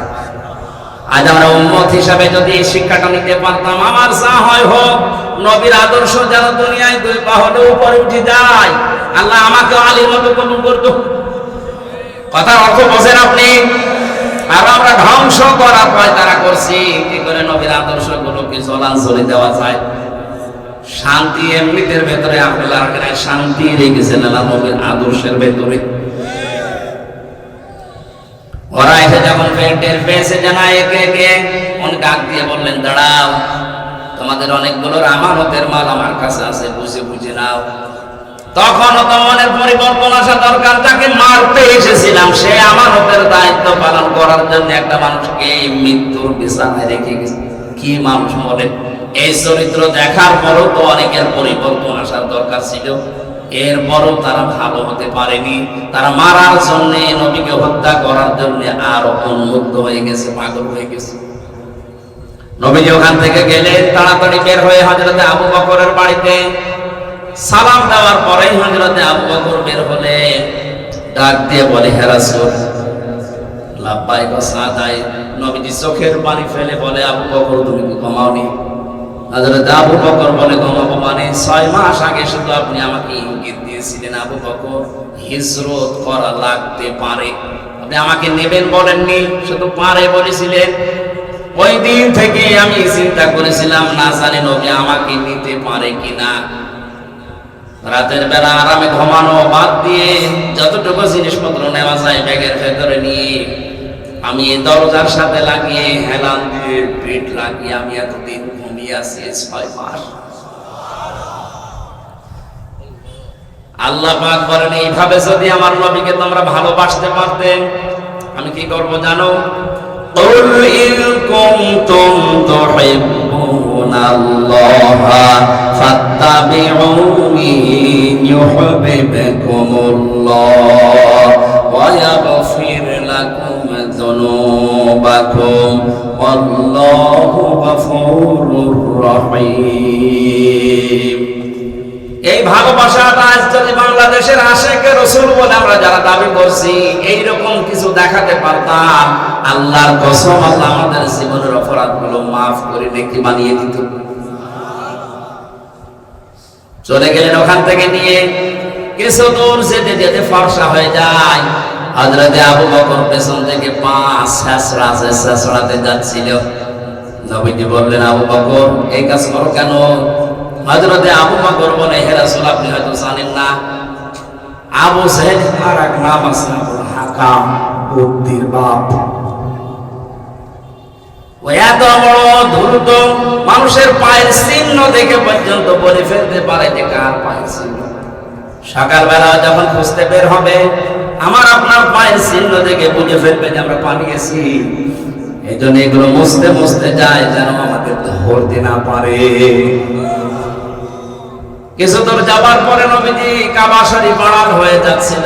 সোফা নামক স্থানে যে আল্লাহর নবী কাবার দিকে ডাক দিয়ে বললেন, কাবার মালিক আমি কিন্তু এখান থেকে যেতে চাইনি, আপনার অনুমতির জন্য আমি যাচ্ছি। শুধু আপনি অনুমতি দিয়েছেন, আদেশ দিয়েছেন, এই জন্য আমি হিজরত করলাম। তাছাড়া তোমার ঘর বাদ দিয়ে আমার তো থাকতে মনে চায় না। আল্লাহ তখন কোরআনে কারিমের সূরা কসসের 85 নম্বর আয়াতটা নবীকে ওই সময় দিলেন, ইন্নাল্লাযী ফারাদা আলাইকাল কুরআনা লারাদ্দুকা ইলা মাআদ। আল্লাহ রাব্বুল আলামিন বলেন, অবশ্যই আমি কোরআনের আইন আপনার প্রতি ফরজ করে দিয়েছি। আমি আল্লাহ বলছি, যেখান থেকে আপনাকে আমি হিজরত করতে পাঠালাম এই জায়গাতে আপনাকে আবার আমি ফেরত নিয়ে আসবো। এই আয়াত দ্বারা কিয়ামত পর্যন্ত কোরআনওয়ালাদেরকে শিক্ষা দেওয়া হয়েছে। কিয়ামত পর্যন্ত কোরআনওয়ালা মানুষগুলোর প্রতি যত জুলুম অত্যাচার নির্যাতন করা হোক না কেন, ওর দুনিয়াতে যদি কিছু না থাকে, যেখান থেকে ওর শেষ হয়েছিল ওই জায়গা থেকে আমার আল্লাহ আবার ফেরত পাঠাবে। আয়াতের উপরে আমাদের 100% বিশ্বাস আছে। কথা বলেন। বিশ্বনবী ওখান থেকে চলে গেলেন। তাফসীরে ফি জিলালিল কোরআনে বিস্তারিত লেখা আছে, আমি শুধু শিক্ষাগুলো বলার জন্য যাচ্ছি। একজন ইহুদিকে আল্লাহর নবী মুহাম্মদ রাসূলুল্লাহ স্বামী হযরতে আবু বকর 2টা উট কিনে পুষতে দিয়েছিলেন। ওই যে সেই দিন 6 মাস আগে বলেছিল যে হিজরত করা লাগতে পারে। ইহুদির কাছে দিলেন কেন? তাফসীরে 2টা কারণ লিখেছে, আমরা এখান থেকে শিক্ষা নিতে চাই। এইদিকে তাকান। ইহুদির কাছে দিলেন কেন মুসলমান বাদ দিয়ে? 1 নম্বরে ইহুদি মদিনার রাস্তা ঘাটগুলো চিনতো, কাফেররা যে রাস্তায় বাধা দেবে অন্য রাস্তা দিয়ে পৌঁছিয়ে দেওয়ার জন্য যে সহজ, এটা জানতো ইহুদি। এক রাস্তায় ব্যারিকেড দিয়ে আরেক রাস্তায় যাওয়া যায়, আর এক রাস্তায় দিলে আরেকটা যাওয়া যায়, আরেকটা দিলে আরেকটা যাওয়া যায়, বিভিন্ন রাস্তা তার জানা ছিল, সে ব্যবসায়ী ছিল। 2 নম্বরে এই লোকটা আবু বকরের কাছে বিশ্বস্ততা অর্জন করেছিল। বলেন তো, একজন ইহুদি একজন মুসলমানের কাছে বিশ্বস্ততা অর্জন করেছে তার কাছে, কামে, কথায়। কথা বলেন না কেন? এমনকি এখন বাংলাদেশে এমন অবস্থা, এমনকি এখন অনেক ইমানদারের উপর আস্থা রাখা যাচ্ছে না। মুনাফিক দিয়ে দল ভরে গেছে। আমি নিচে নামলাম না। বলেন তো, নিজের দলের উপর অনেকে আস্থা রাখতে পারছে না। আর সে একজন ইহুদির উপরে আস্থা রেখেছিল। গারে সৌর যেখানে নবী 3 দিন লুকিয়েছিলেন, আল্লাহ পাক যে সাহায্যগুলো তাকে করেছিলেন, আল্লাহ রাব্বুল আলামিন এমনি তাকে সাহায্য করেননি। আমি 7টা কারণ পেয়েছি কোরআনে। বিশ্ব নবীকে আল্লাহ ওই বিশাল কঠিন জায়গায় সাহায্য করেছিলেন। মাদ্রাসা জাল বিছিয়েছে, এই গাছটা হেলে পড়েছে, বাবলা গাছ, ওর উপরে কবুতর ডিম পাড়ার পরে সঙ্গে সঙ্গে তাওয়া দেওয়া আরম্ভ করেছে। এই যে কঠিন কঠিন কাজগুলো আমার আল্লাহ তাকে সাহায্যের জন্য নিজের পক্ষ থেকে করলেন। বিশ্ব নবীকে জিবরাইল এগুলো দেখাচ্ছিলেন। হযরতে আবু বকর যখন পেরেশান হয়ে পড়েছিলেন, হতাশ হয়ে যাচ্ছিলেন, ওই ওদের পা দেখা যায়, কথার আওয়াজ শোনা যায়, নবীজি ওই সময় আবু বকরকে সান্ত্বনা দিয়েছিলেন, লা তাহজান ইন্নাল্লাহা মা'ানা, চিন্তা করো না আবু বকর, ভয় করো না, আমরা দুইজন না, আমাদের সাথে আরেকজন আছে, আমাদের মালিক আল্লাহ। এই যে মা'ানা এই শব্দটা বলার পরে আল্লাহ এত বেশি খুশি হয়েছিলেন, এত বড় কঠিন বিপদে সাধারণ মানুষের ঈমান যেখানে শেষ হয়ে যায়, নবীদের ঈমান সেখান থেকে শুরু হয়। তিনি ডাক দিয়ে বললেন, কোনো ভয় নেই, আমরা তো দুইজন না, ওরা হয়তো 15, 20 জন, 22 জন, 24 জন আছে, কিন্তু আমাদের সাথে সবচাইতে বড় আল্লাহু আকবার আছে। আল্লাহ এই কথাটা শোনার পরে আমি আবার বলছি, এত বেশি পছন্দ করেছিলেন নবীর কথাকে যে ইন্নাল্লাহা মা'ানা। আল্লাহ পাক বলেন ওই দিন থেকে যতদিন পর্যন্ত কিয়ামত না হবে, আল্লাহর নবী মুহাম্মদ রাসূলুল্লাহকে ডাইরেক্ট সাহায্য করা আমার দায়িত্ব। এটা শুধু নবীকে না, কিয়ামত পর্যন্ত নবীর এমন বিশ্বাস যাদের ভেতরে তৈরি হবে, তাদেরকে আল্লাহ সাহায্য করবে। তাতানাজ্জালু আলাইহিমুল মালাইকা। আল্লাহ যেন এই আয়াতের বাস্তবতা এখন আমাদের মুসলমানদেরকে দান করেন, বলেন আমিন। এটা দিয়ে কি বোঝাতে চাই হয়তো সাধারণ মানুষ না বুঝলেও আলেমরা বুঝেছি। ঈমানটা যদি ওই পর্যায়ে আমরা আনতে পারি, আল্লাহর কসম আমাদেরকে আমার আল্লাহ তাতানাজ্জালু মুসারিদ, বর্তমান ভবিষ্যৎ লেজেন্ড ফেসে মালাকুন, এক বছর মালাইকা বহু বছর। আল্লাহ বিভিন্ন সাইডে তার সৈনিক দিয়ে আমাদেরকে এখন সাহায্য করতে পারেন, আমাদের জীবনের আমাদের ঈমানের হেফাজত করতে পারেন। কথা বলেন ঠিক কিনা? ওখান থেকে বিশ্বনবী চলে গেলেন। আমার আরো কিছু পয়েন্ট আমি লিখেছিলাম তাফসীর থেকে। আল্লাহর নবী মুহাম্মদ রাসূলুল্লাহ ওখান থেকে মদিনায় যাওয়ার পরে এই যে ঘটনা শুরু হয়েছে, এক জায়গায় যারা বাসাসা ইসফা নামক স্থানে আল্লাহ 88টা আয়াত নাযিল করলেন বিশাল সময় নিয়ে। এমনি করেননি। 8টা যে ভাগ আল্লাহ সূরা করলেন, তার ভিতরে 76, 77 আয়াতগুলো থেকে কয়েকটা আয়াতে কারণের বর্ণনা দিলেন। আমার প্রশ্ন হচ্ছে, আল্লাহ শুরু করলেন হিজরতের ঘটনায়, কারণের কথা এখানে আসার দরকার কি? কারণ ওই জামানায় বিশ্ব নবীকে দেশ থেকে বের করে দেওয়ার জন্য যারা বেশি গুরুত্বপূর্ণ ভূমিকা পালন করেছিল, তার ভেতরে টাকাওয়ালারা সবচাইতে বেশি। আজ নবীর ওয়ারিসদেরকে, নবীর উত্তরাধিকারী যারা, আল্লাহর নবীর খাঁটি উম্মত যারা, তাদেরকে বিপদে ফেলার জন্য সবচাইতে বেশি যারা ঝামেলা করছে তারা টাকাওয়ালা।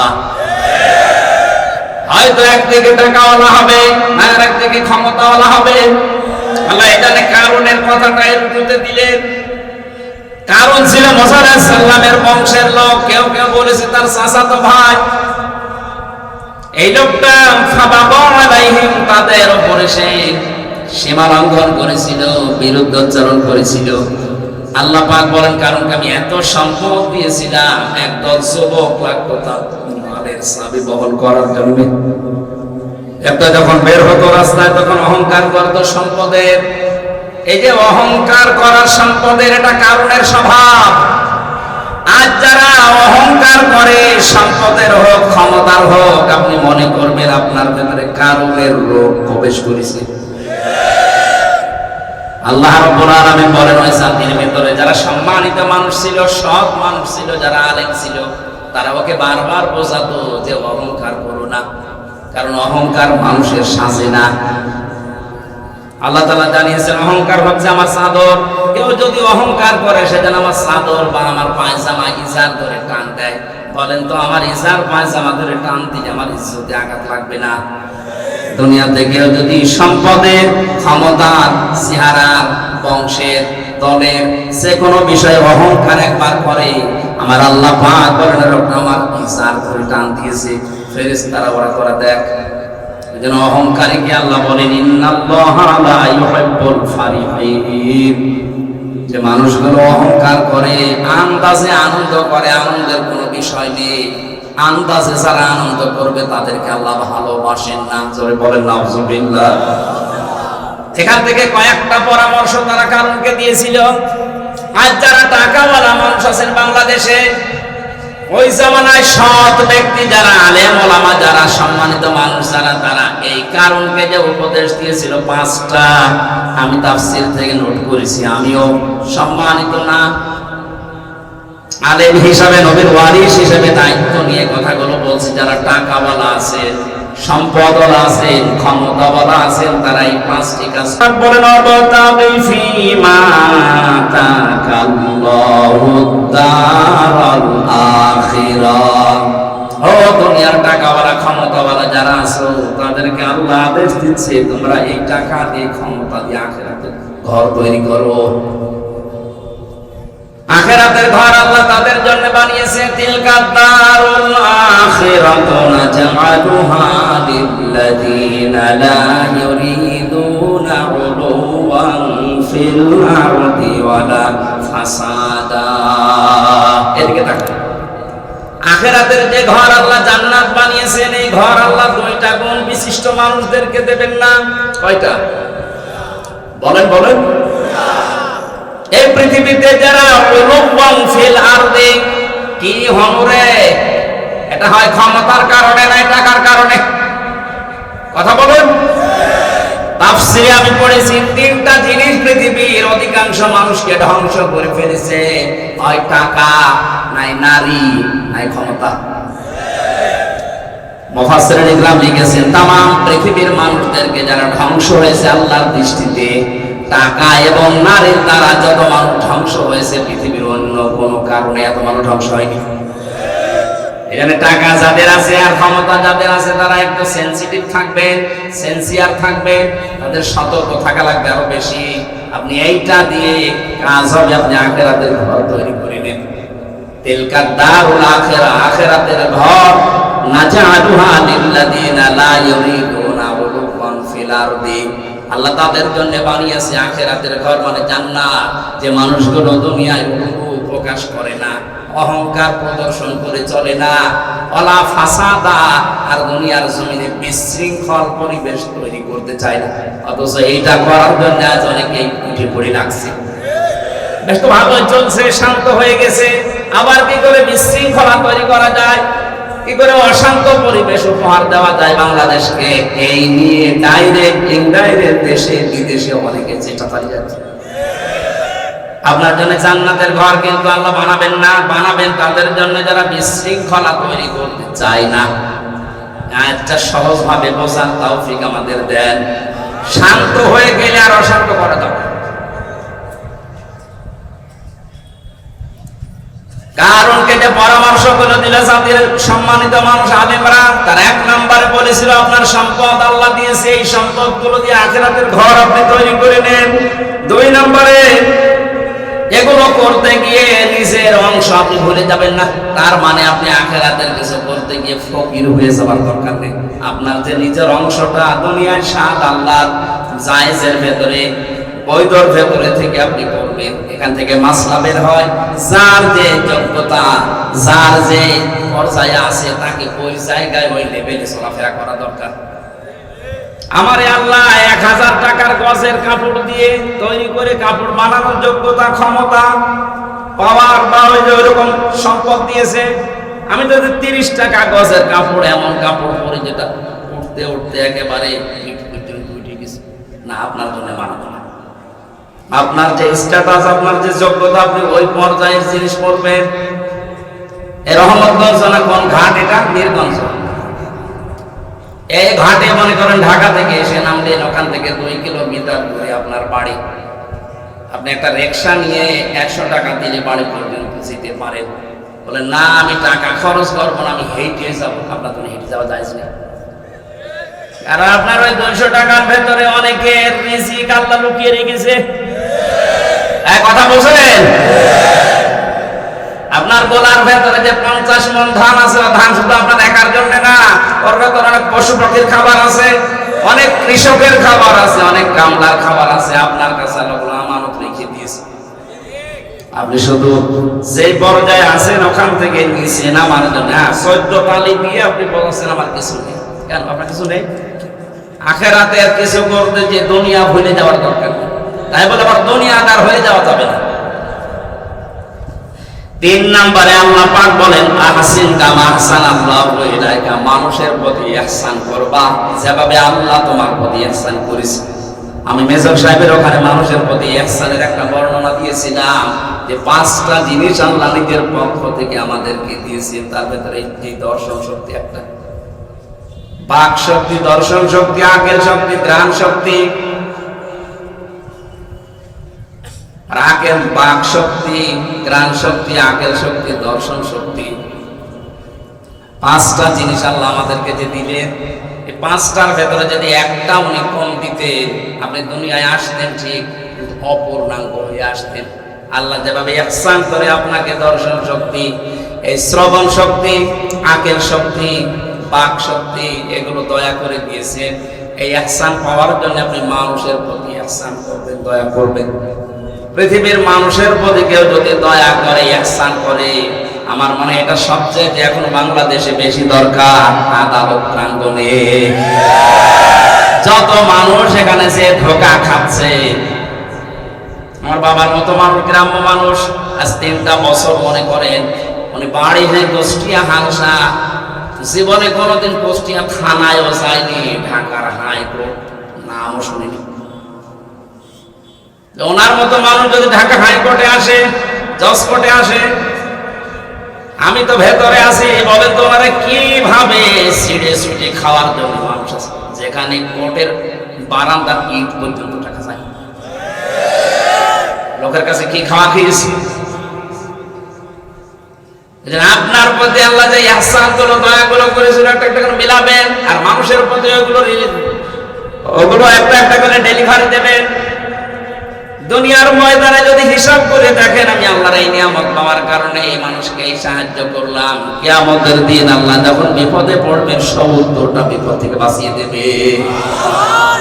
এখানে যারা টাকা আছে, ক্ষমতা আছে, তারা এই কাজ করতে পারেন। আল্লাহ যেন তাদেরকে দিয়ে আখিরাতের ঘরগুলো তৈরি করার তৌফিক দেন। আল্লাহ রাব্বুল আলামিন 4 নম্বরে বলেছেন বেশি আনন্দ করবা না দুনিয়াতে, এই হাসি খুশি বেশি করা, এটা মানুষের হৃদয় মরে যায়। ফালিয়াদহাকু কালিলা ওয়া লাবকু কাসীরা, বেশি বেশি কাঁদো, কম কম হাসো। আমি মেরাজে যে জান্নাতের যে দৃশ্যগুলো দেখে এসেছি, আমার হাসি বন্ধ হয়ে গেছে। এজন্য বেশি সময় আনন্দ ফুর্তিতে থেকে দুনিয়ার জীবনটা যেন আমরা আখিরাতের আসল জীবন নষ্ট করে না ফেলি। 5 নম্বরে আল্লাহ পাক বলেন আলা ফাসাদা, সন্ত্রাস সৃষ্টি করবা না। আর সন্ত্রাস বাংলাদেশে নেই, আতঙ্ক তৈরি হয় আপনাদের ঘাট নিয়ে। এক মুসলমান মারা গেছে, সেদিন পুলিশ পর্যন্ত আতঙ্কে ছিলাম, আপনাদের 3.5 ঘন্টা বসেছিলাম ওই ঘাটে রাত্রে, পুলিশ পর্যন্ত আতঙ্কে আছে যে কি হয়ে গেল। অথচ এটা খুব বড় বিষয় না, ঘাটে নিচারা নিয়ে মারামারি করে আর একদিকে মেরে ফেলিস। এই সন্ত্রাস বন্ধ করে ক্ষমতায় যারা আছেন, টাকা যাদের আছে, এই 5টা জিনিস ওই জামানার আলেমরা কারণকে করেছিল। আল্লাহ পাক বলেন ইন্নাল্লাহা লা ইউহিব্বুল মুফসিদিন, আল্লাহ কোনো সন্ত্রাসী ফ্যাসাদ সৃষ্টিকারীকে পছন্দ করে না। আমরা আলেম হিসাবে এই 5টা দেশের উপদেশ, টাকাওয়ালা, সম্পদওয়ালা, ক্ষমতাওয়ালা যারা আছে তাদেরকে দিলাম। আল্লাহ আমাদের সবাইকে মেনে নেওয়ার তৌফিক দেন, আমিন। প্রশ্ন এসেছে, আমি গত কয়েকদিন আগে যে বইগুলো নিয়ে এসেছিলাম, বারবার কল দেন অনেকে, যে বই আমরা নারী পুরুষের যে